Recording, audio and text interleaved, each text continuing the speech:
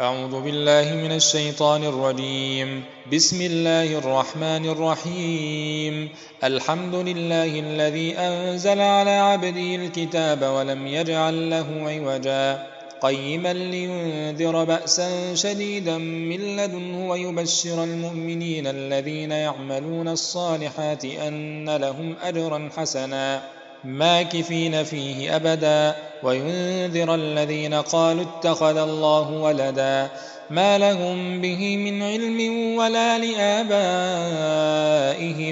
كبرت كلمة تخرج من أفواههم إن يقولون إلا كذبا فلعلك باخع نفسك على آثارهم إن لم يؤمنوا بهذا الحديث أسفا إنا جعلنا ما على الأرض زينة لها لنبلوهم أيهم أحسن عملا وإنا لجاعلون ما عليها صعيدا جرزا أم حسبت أن أصحاب الكهف والرقيم كانوا من آياتنا عجبا إذ أوى الفتية إلى الكهف فقالوا ربنا آتنا من لدنك رحمة وهيئ لنا من أمرنا رشدا فضربنا على آذانهم في الكهف سنين عددا ثم بعثناهم لنعلم أي الحزبين أحصى لما لبثوا أمدا نحن نقص عليك نبأهم بالحق إنهم فتية آمنوا بربهم وزدناهم هدى وربطنا على قلوبهم إذ قاموا فقالوا ربنا رب السماوات والأرض لن ندعو من دونه إلها لقد قلنا إذا شططا هؤلاء قومنا اتخذوا من دونه آلهة لولا يأتون عليهم بسلطان بين فمن أظلم ممن افترى على الله كذبا وإذ اعتزلتموهم وما يعبدون إلا الله فأووا إلى الكهف ينشر لكم ربكم من رحمته ويهيئ لكم من أمركم مرفقا وترى الشمس إذا طلعت تزاور عن كهفهم ذات اليمين وإذا غربت تقرضهم ذات الشمال وهم في فجوة منه ذلك من آيات الله من يهد الله فهو المهتد ومن يضلل فلن تجد له وليا مرشدا وتحسبهم أيقاظا وهم رقود ونقلبهم ذات اليمين وذات الشمال وكلبهم باسط ذراعيه بالوصيد لو اطلعت عليهم لوليت منهم فرارا ولملئت منهم رعبا وكذلك بعثناهم ليتساءلوا بينهم قال قائل منهم كم لبثتم قالوا لبثنا يوما أو بعض يوم قالوا ربكم أعلم بما لبثتم فابعثوا أحدكم بورقكم هذه إلى المدينة فلينظر أيها أزكى طعاما فليأتكم برزق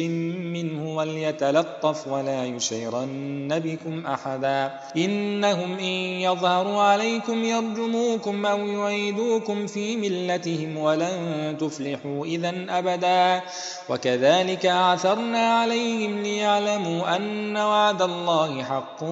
وأن الساعة لا ريب فيها إذ يتنازعون بينهم أمرهم فقالوا ابنوا عليهم بنيانا ربهم أعلم بهم قال الذين غلبوا على أمرهم لنتخذن عليهم مسجدا سيقولون ثلاثة رابعهم كلبهم ويقولون خمسة سادسهم كلبهم رجما بالغيب ويقولون سبعة وثامنهم كلبهم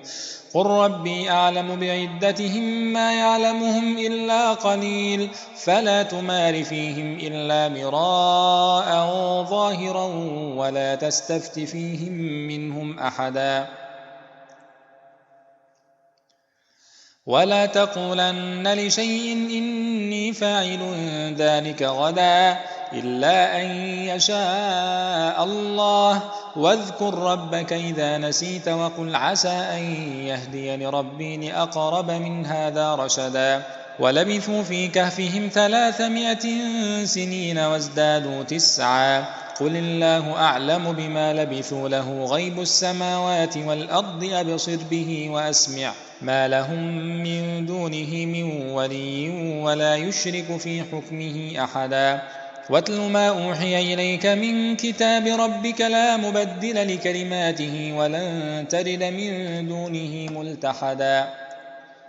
واصبر نفسك مع الذين يدعون ربهم بالغداة والعشي يريدون وجهه ولا تعد عيناك عنهم تريد زينة الحياة الدنيا ولا تطع من أغفلنا قلبه عن ذكرنا واتبع هواه وكان أمره فرطا وقل الحق من ربكم فمن شاء فليؤمن ومن شاء فليكفر إنا أعتدنا للظالمين نارا أحاط بهم سرادقها وإن يستغيثوا يغاثوا بماء كالمهل يشوي الوجوه بئس الشراب وساءت مرتفقا إن الذين آمنوا وعملوا الصالحات إنا لا نضيع أجر من أحسن عملا أولئك لهم جنات عدن تجري من تحتهم الأنهار يحلون فيها من أساور من ذهب ويلبسون ثيابا خضرا من سندس واستبرق متكئين فيها على الأرائك نعم الثواب وحسنت مرتفقا واضرب لهم مثل الرجلين جعلنا لأحدهما جنتين من أعناب وحففناهما بنخل وجعلنا بينهما زرعا كلتا الجنتين آتت أكلها ولم تظلم منه شيئا وفجرنا خلالهما نهرا وكان له ثمر فقال لصاحبه وهو يحاوره أنا أكثر منك مالا وأعز نفرا ودخل جنته وهو ظالم لنفسه قال ما أظن أن تبيد هذه أبدا وما أظن الساعة قائمة ولئن رددت إلى ربي لأجدن خيرا منها منقلبا قال له صاحبه وهو يحاوره أكفرت بالذي خلقك من تراب ثم من نطفة ثم سواك رجلا لكن هو الله ربي ولا أشرك بربي أحدا ولولا إذ دخلت جنتك قلت ما شاء الله لا قوة إلا بالله إن ترني أنا أقل منك مالا وولدا فعسى ربي أن يؤتيني خيرا من جنتك ويرسل عليها حسبانا من السماء فتصبح صعيدا زلقا أو يصبح ماؤها غورا فلن تستطيع له طلبا وأحيط بثمره فأصبح يقلب كفيه على ما أنفق فيها وهي خاوية على عروشها ويقول يا ليتني لم أشرك بربي أحدا ولم تكن له فئة ينصرونه من دون الله وما كان منتصرا هنالك الولاية لله الحق هو خير ثوابا وخير عقبا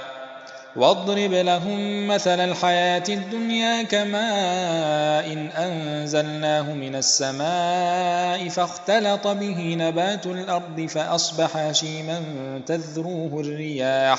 وكان الله على كل شيء مقتدرا المال والبنون زينة الحياة الدنيا والباقيات الصالحات خير عند ربك ثوابا وخير أملا ويوم نسير الجبال وترى الأرض بارزة وحشرناهم فلم نغادر منهم أحدا وعرضوا على ربك صفا لقد جئتمونا كما خلقناكم أول مرة بل زعمتم أن لن نجعل لكم موعدا ووضع الكتاب فترى المجرمين مشفقين مما فيه ويقولون يا ويلتنا ما لهذا الكتاب لا يغادر صغيرة ولا كبيرة إلا أحصاها ووجدوا ما عملوا حاضرا ولا يظلم ربك أحدا وإذ قلنا للملائكة اسجدوا لآدم فسجدوا إلا إبليس كان من الجن ففسق عن أمر ربه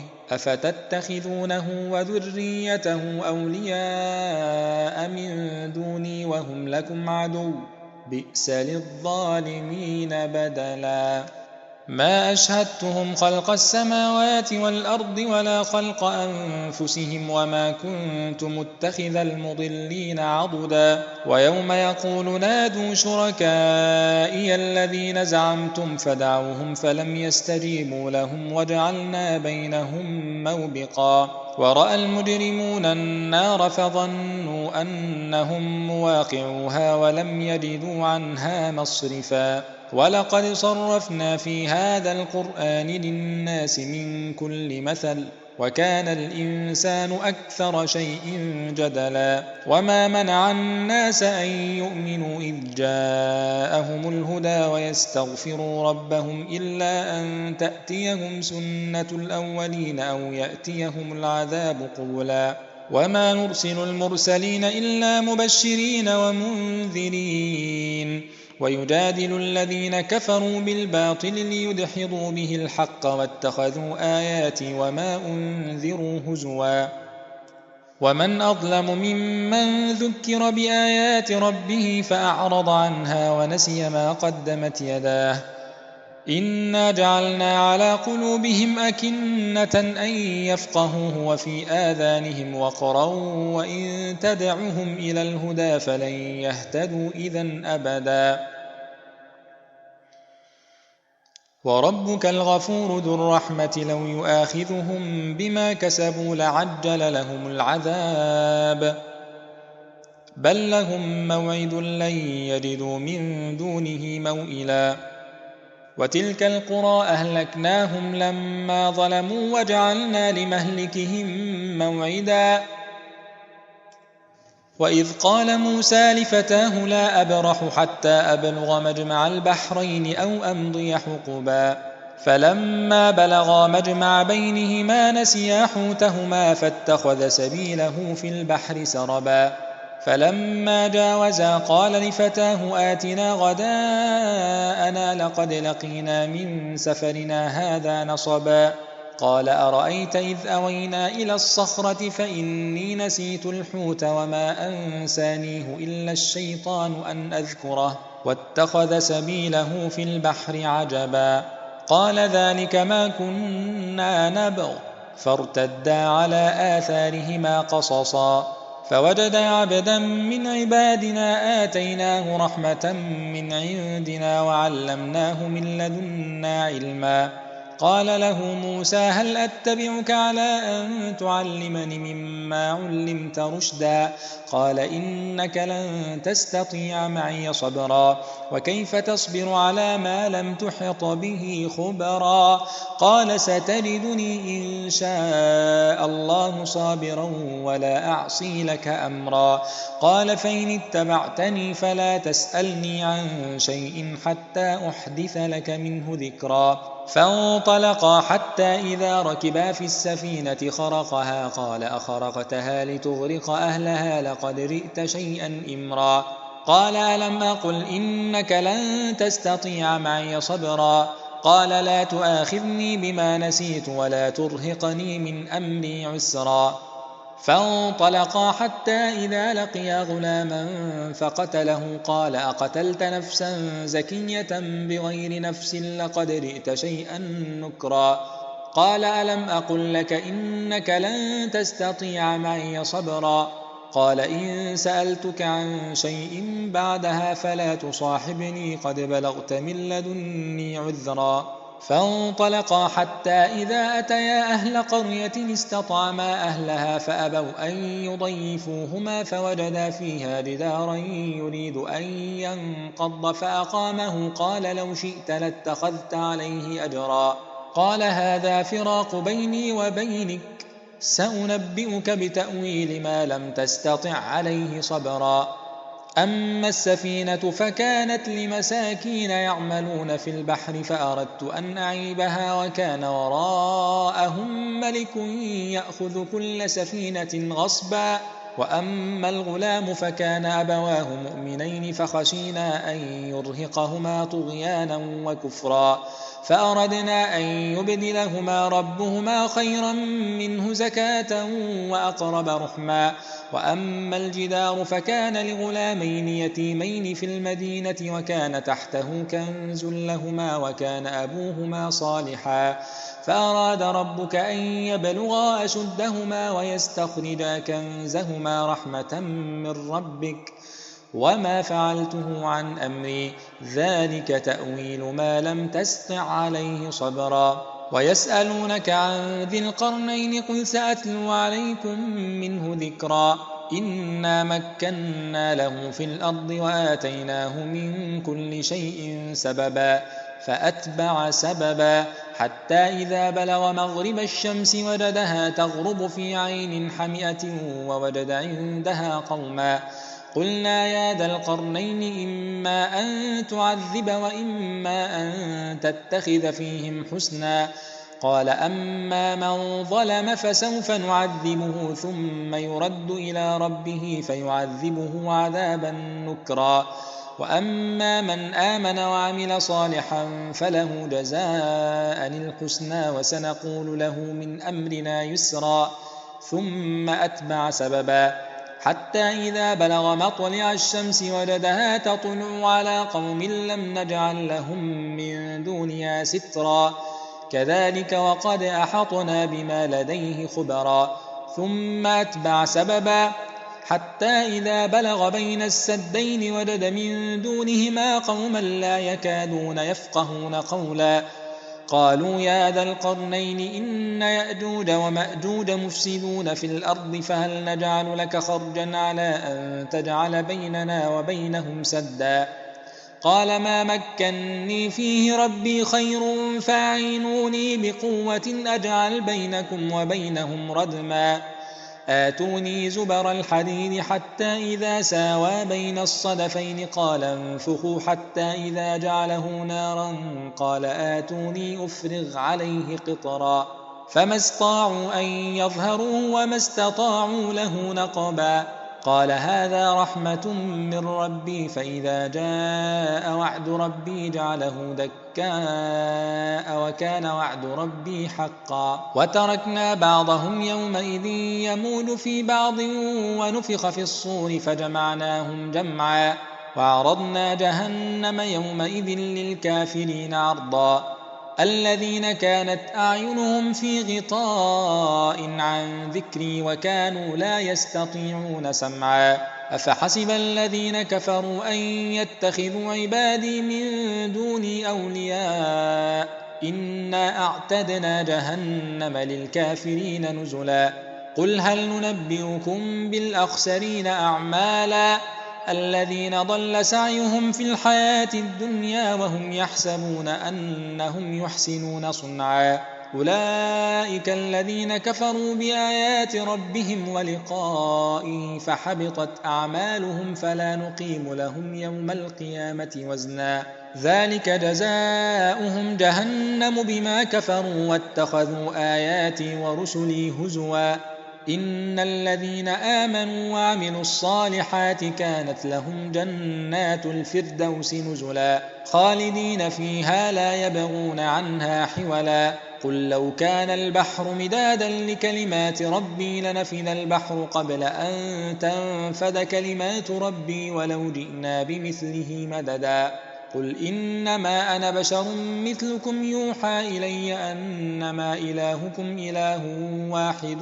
فمن كان يرجو لقاء ربه فليعمل عملا صالحا ولا يشرك بعبادة ربه أحدا